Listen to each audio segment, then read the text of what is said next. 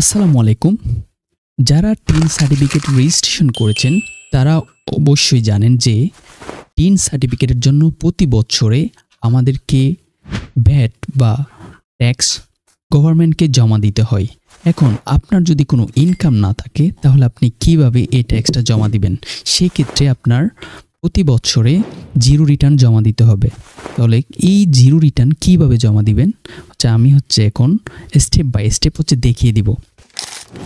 এই যে zero return জমা দেওয়ার জন্য আমরা আমাদের গুগল ক্রোমে চলে আসবো। যারা মোবাইল ফোন ইউজ করেন জাস্ট মোবাইল ফোনে গুগল ক্রোমে গিয়ে আপনারা ডেস্কটপ ভার্সনটা অন করে দেবেন, তাহলে এইভাবে ল্যাপটপের মতো ইন্টারফেস শো করবে। এখান থেকে আমরা সার্চ করব ই রিটার্ন। ই রিটার্ন সার্চ করার পর এই ই রিটার্ন ওয়েবসাইটে আমরা ঠিক চলে আসব। এখান থেকে এই ইন্টারফেস থেকে ই রিটার্ন অপশনটা সিলেক্ট করে নিব। দেন এখান থেকে যারা রেজিস্টার করছেন তারা আই এম অলরেডি রেজিস্টারে ক্লিক করবেন, আর যারা রেজিস্টার করেন নাই I am not a register এখানে ক্লিক করে নেবেন। অবশ্যই যারা নতুন তারা হয়তো এই ওয়েবসাইটে রেজিস্টার করেন নাই, সো এখানে I am not a register এখানে ক্লিক করবেন। ক্লিক করার পর অবশ্যই আপনি যেই নাম্বার দিয়ে রেজিস্ট্রেশন করছেন টিন সার্টিফিকেট ওই নাম্বারটা ভেরিফাই করা থাকতে হবে। জাস্ট এখানে আপনার টিন নাম্বারটা যেটা টিন সার্টিফিকেট আছে এই টিন নাম্বারটা এখানে অ্যাড করে দিবেন। দেন আপনার রেজিস্ট্রেশন করা মোবাইল নাম্বারটা এখানে দিয়ে দিবেন। দেন এখান থেকে ক্যাপস লকটা সিলেক্ট করে সলভ করে দেন ভেরিফাই ক্লিক করবেন। যেহেতু আমার ভেরিফাই আছে অর্থাৎ রেজিস্টার করা আছে, সো আমার এখন রেজিস্টারের প্রয়োজন। যেহেতু আমার এখানে রেজিস্ট্রেশন করা আছে আমি এখান থেকে আই এম অলরেডি রেজিস্টারে ক্লিক করব। ক্লিক করার পর এখানে আমার টিন নাম্বারটা দিব, দেন আমার পাসওয়ার্ড দিয়ে এবার ক্যাপচাটা সলভ করে লগ ইন করবো। এটা আমার টিন নাম্বার। যেহেতু সিকিউরিটি পারপাসে আমি টিন নাম্বারটা একটু হাইড করে রাখছি, তো আমি পেস্ট করে দিলাম। এবার যে ক্যাপচা, এখানে যে ক্যাপচাটা দেওয়া আছে যদি ক্যাপচাটা না বুঝেন তাহলে এখানে এই যে অ্যারো কি এখানে ক্লিক করবেন, তাহলে নতুন আরেকটা ক্যাপচা চলে আসবে। তাহলে আমরা এই ক্যাপচাটা সলভ করি।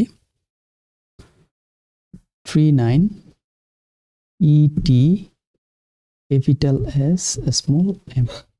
ঠিক আপনাদের কাছে এইভাবে একটা ইন্টারফেস শো করবে। লেফট পাশে home, submission, regular, E return and tax record, এইভাবে আপনার ইন্টারফেস শো করবে। আর এই যে আপনার ছবি এনআইডি কার্ডে যে ছবিটা ইউজ করছেন, এই যে আমার টিন নাম্বার এনআইডি কার্ডের ছবি এখানে শো করছে। এটা আমার এনআইডি কার্ডের ছবি। আপনার টিনের সাথে এনআইডি কার্ড সরাসরি রিলেটেড। এবার আমার লেফট পাশ থেকে সাবমিশন অপশন থেকে রেগুলার রিটার্নে ক্লিক করব। ক্লিক করার পর এইভাবে ইন্টারফেসটা শো করবে। অ্যাসেসমেন্ট ইনফরমেশন যেমন আছে তেমনই থাকবে। অ্যাসেসমেন্ট ইয়ার যেহেতু আমরা 2024 জমা দিচ্ছি তাহলে অ্যাসেসমেন্ট ইয়ার আমরা চেঞ্জ করতে পারবো না। ইনকাম ইয়ার যেমন আছে তেমনই থাকবে। এই অপশনটাতে আসি any taxable income in the above mention income ইয়ার। যেহেতু আমরা ইনকাম দিতে চাচ্ছি না, আমাদের ইনকামই নাই, তাহলে আমরা কিভাবে ট্যাক্স দেবো? তাহলে এই অপশনটা থাকবে নো। যখন আমরা নোতে দিব এখান থেকে এই ওয়ার্নিংটা ইয়েস করে দিব। ইয়েস করার সাথে সাথে এই যে আমাদের ডান পাশে যে অপশনগুলো আছে এগুলার ক্লিক করার কোনো অপশন নাই। তার মানে আপনার যেহেতু কোনো ইনকাম নেই তাহলে এখান থেকে কোনো সোর্স আপনি সিলেক্ট করতে পারবেন না। তো আমাদের ইনকাম নেই তার মানে নেই, তো নোই সিলেক্ট করব। দেন রেসিডিয়েন্ট স্ট্যাটাস, আমরা রেসিডিয়েন্ট, আমরা বাংলাদেশে বাস করি এই জন্য রেসিডিয়েন্ট। অনেক বিদেশি নাগরিক আছে তাদের জন্য হবে নন রেসিডিয়েন্ট। বাংলাদেশি যেহেতু আমরা রেসিডেন্টে ক্লিক করব। দেন সেভ বাটনে ক্লিক করব। দেন এইভাবে আরেকটা ইন্টারফেস শো করবে। এখান থেকে ক্লেম ট্যাক্স রিবোট ইনভেস্টমেন্ট, যেহেতু কোনো ইনভেস্টমেন্ট নাই এখানে সিলেক্ট করার কোনো অপশন নাই। দ্বিতীয় যে option share holder director of a company, যেহেতু আমার কোনো ইনকাম নেই কীভাবে শেয়ার হোল্ডার হবো, তাহলে এটা নো। দেন এই গুরুত্বপূর্ণ ফাইলটা IT10V রিকোয়ারমেন্টস, এটা খুবই গুরুত্বপূর্ণ একটা অপশন। এখানে যদি এখানে লেখা আছে গ্রোস ওয়েলথ ওভার 50 লাখ, তো আমার কোনো ওয়েলথ নাই, তো আমি এখানে দিব no. Then own motor car no, own offshore property no, have house property no থাকবে। then IT10B may not be mandatory, still want to submit. তো এটা কিন্তু ম্যান্ডেটরি না, তবুও আমরা এই ফর্মটা সাবমিট করব, কারণ এটা আমাদের ক্লিয়ারেন্সের জন্য এই ফর্মটা সাবমিট করা খুবই গুরুত্বপূর্ণ। এই যে এই ফর্মটা IT10B রিকোয়ারমেন্ট, আমরা যদিও বা ম্যান্ডেটরি না, কিন্তু আমরা এটা ম্যান্ডেটরি হিসাবেই হচ্ছে এটা সাবমিট করব। এই জন্য আমরা ইয়েসে ক্লিক করব। আপনি যদি সাবমিট করতে না চান তাহলে নোতে আপনি ক্লিক করতে পারেন, বাট আমি আপনাকে বলবো এটা সাবমিট করেন। সেটা হচ্ছে খুবই একটা গুরুত্বপূর্ণ বিষয়।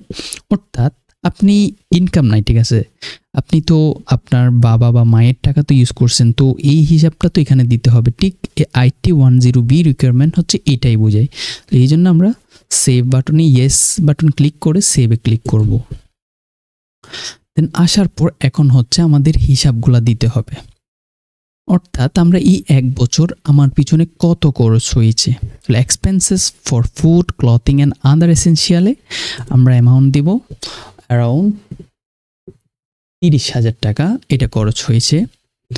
দেন আমরা আর কিসে দিতে পারি, এডুকেশনাল এক্সপেন্সেসে খরচটাও দিতে পারি, যে আমরা এডুকেশনাল এক্সপেন্সেসে 5,000 খরচ হয়েছে এই বাৎসরিকে। তাহলে এই যে টোটাল 35,000 টাকা আমাদের কি টোটাল খরচ হয়েছে। তাহলে এই খরচটা তো আমার যেহেতু ইনকাম নাই, তাহলে এই খরচটা কে দিবে? নিশ্চয়ই আমার বাবা মাই দিবে। তো এই খরচটা আমি হচ্ছে এবার দেখাবো যে এই খরচটা কোত্থেকে আসছে, এই খরচের সোর্স কোন জায়গায়। একদম নিচে গিয়ে আমি সেভ অ্যান্ড কন্টিনিউতে ক্লিক করব। এইবারে অ্যাসেট থেকে আমরা যে 35,000 খরচ করছি, এই খরচটা এখান থেকে দেখাই দিব যে সেটা আমার বাবা খরচ করছে, নয়তো কোনো পৈতৃক সম্পত্তি ছিল ওখান থেকে খরচ হয়েছে, আমার কোনো ইনকাম নাই।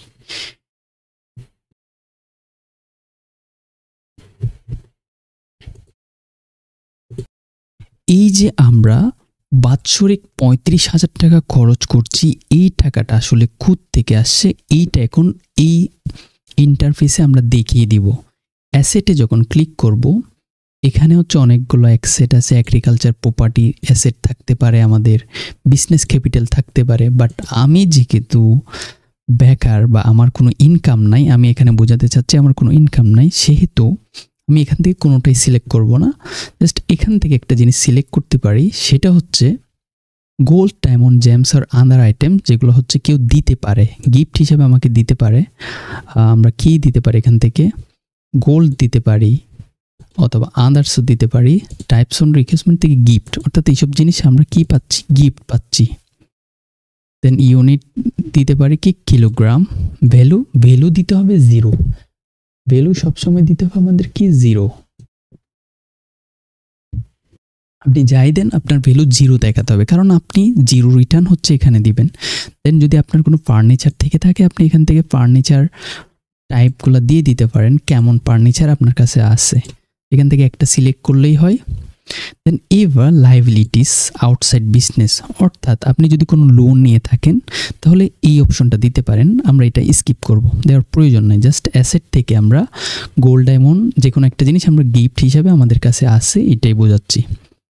এবার আদার আউটফ্লো, এখানে 35,000 টাকা দেখাচ্ছে, যেটা আমরা এই বছরে খরচ করেছি, অর্থাৎ আমার বাবা হতে পারে, কেউ একজন আমার পিছনে এই টাকাটা খরচ করছে। তাহলে এখন এই টাকাটা খরচ করার পিছনে এখন ওইটা ফান্ডটা দেখাতে হবে যে কে আমার পিছনে খরচ করছে। তাহলে এইটা যদি আমরা দেখাতে চাই, আমরা এখান থেকে আদার রেসিপিয়েন্ট ক্লিক করব। সোর্স অফ ফান্ড সিলেক্ট করে আদার রেসিপিয়েন্টে ক্লিক করব। আদার রেসিপিয়েন্ট ক্লিক করার পর আমরা এখানে দেখাবো যে এই যে টাকাটা খরচ করছে সেটা আমরা কোথা থেকে পেয়েছি।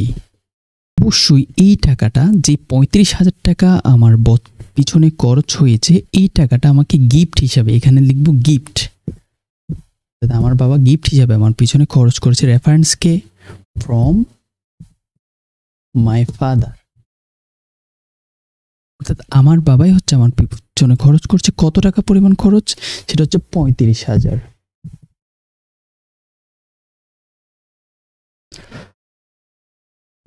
তাহলে এই যে এটা সিলেক্ট করার পরে এবার আমরা সামারিতে যাই। সামারিতে দেখেন আমার গ্রোস ওয়েলথ নেই, টোটাল লাইবিলিটিস আউটসাইড বিজনেস নেই, নেট ওয়েলথ নেই, আদার কোনো ফাউন্ড নেই। জাস্ট আমার যে 35,000 টাকা খরচ হয় সেটা আমার বাবা দিয়ে থাকে, সেজন্য আমার ডিফারেন্স 0। যখন এই ভ্যালুটা 0 চলে আসবে তার মানে হচ্ছে আমার কোনো ইনকামই নেই, অর্থাৎ আমি এখানে 0 রিটার্ন জমা দিচ্ছি। দেন এখান থেকে নেক্সট বাটনে ক্লিক করব, save and continue.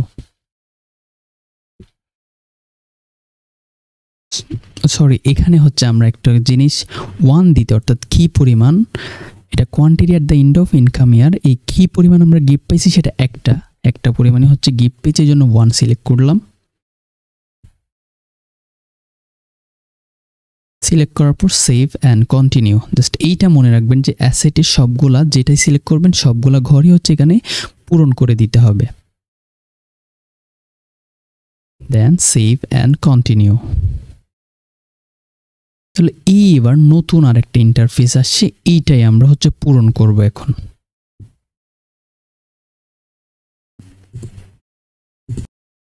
G, 0 return জমা দেওয়ার হচ্ছে এইটাই হচ্ছে লাস্ট ইন্টারফেস। এখানে সবকিছুই 0, কারণ হচ্ছে আমার কোনো ইনকাম নেই।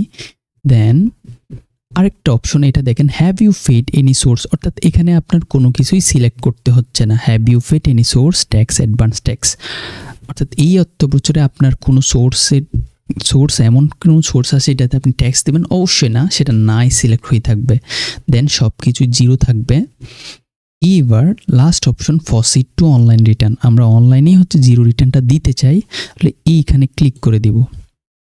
এইখানে ক্লিক করে দেওয়ার পর দেখেন এই টোটাল আমার এনআইডি ইনফরমেশন টোটাল শো করতেছে। এটা হচ্ছে সিকিউরিটি পারপাসে আমি এগুলো হাইড করে রাখছি, এখানে সব শো করতেছে। এখানে আপনি চেক করে নেবেন, কারণ একটু ভুল হলেই হচ্ছে আপনার হচ্ছে ইনকামটা জমা দিতে হবে। দেখেন আমার এখানে সব কিছু 0, 0, 0, 0। সো আমার এখানে অলরেডি সিগনেচারও দেয়া আছে, সিগনেচার ভেরিফিকেশন সিগনেচার, তাহলে এখানে অলরেডি 0। দেন হচ্ছে আমার সব কিছুই দেখতেছি পারফেক্ট। এখান থেকে আমি সাবমিট রিটার্নে ক্লিক করে দিব, তাও হচ্ছে আমি একটু করে চেক করে নিচ্ছি, কারণ একটু ভুল হলেই হচ্ছে আপনার রিটার্ন জমা দিতে হবে।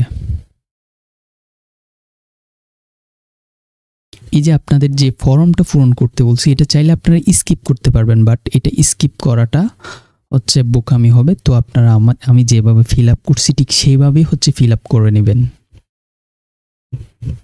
তাহলে আমার সব কিছু ঠিক আছে। দেন আমি সাবমিট রিটার্নে ক্লিক করে দিলাম।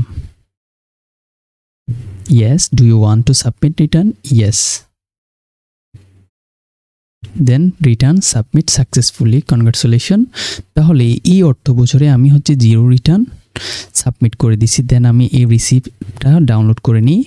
দেখেন এই যে রিসিপ্ট, যে সব কিছু চলে আসছে আমি রিটার্নের দাখিলের সময়, দেন অফিসের সিল দিয়ে চাইলে আপনি ডাউনলোডও করে নিতে পারেন। এই যে এটা আমি ডাউনলোড করে রেখে দিলাম। তাহলে ঠিক এইভাবে হচ্ছে আপনারা হচ্ছে 0 রিটার্নটা হচ্ছে সাবমিট করবেন। আর যদি আপনাদের 0 রিটার্ন সাবমিট করতে কোনো সমস্যা ফেস করেন তাহলে অবশ্যই কমেন্ট বক্সে জানিয়ে দেবেন, আমি সেটা হচ্ছে সলভ করে দেবো ইনশাল্লাহ। আর আমার যেটা ইউটিউব চ্যানেল আছে ওখানে হচ্ছে আপনারা সাবস্ক্রাইব করে দেবেন এবং এই ভিডিওতে একটা লাইক করে দেবেন।